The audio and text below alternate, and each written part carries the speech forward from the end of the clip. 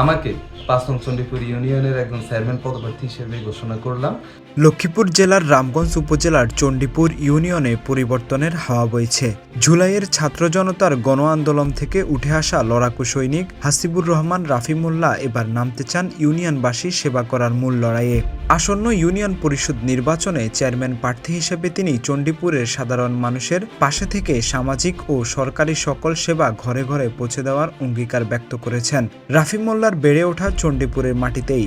এলাকার মানুষের সাথে তার নাড়ির টান দীর্ঘদিনের। তিনি এসএসসি ২০১৬ সালে চণ্ডীপুর মনসা উচ্চ বিদ্যালয় থেকে কৃতিত্বের সাথে উত্তীর্ণ হন। ২০১৮ সালে লক্ষ্মীপুর সরকারি কলেজ থেকে উচ্চ মাধ্যমিক সম্পন্ন করেন।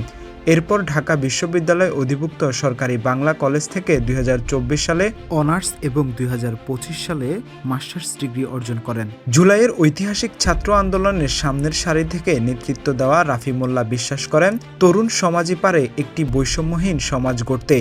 উচ্চশিক্ষিত এই তরুণ মনে করেন, গতানুগতিক রাজনীতির বাইরে গিয়ে আধুনিক ও ডিজিটাল চণ্ডীপুর গড়তে হলে তরুণ নেতৃত্বের কোনো বিকল্প নেই।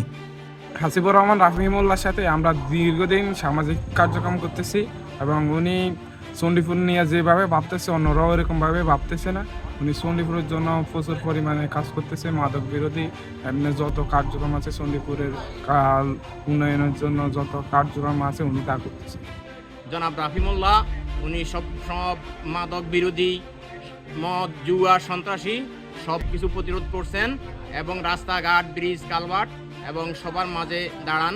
চণ্ডীপুর ইউনিয়নের সাধারণ ভোটারদের সাথে কথা বলে জানা গেছে তারা একজন শিক্ষিত এবং সৎ প্রতিনিধি খুঁজছেন। স্থানীয়রা বলছেন, রাফি মোল্লা ছাত্র জীবন থেকেই এলাকা মানুষের বিপদ আপদে এগিয়ে আসতেন। আমি মরহুম তোফাজ্জল মোল্লার কনিষ্ঠ সন্তান হাসিবুর রহমান রাফি মোল্লা বলতেছি, আপনাদের ৫ নং চণ্ডীপুর ইউনিয়নের সন্তান।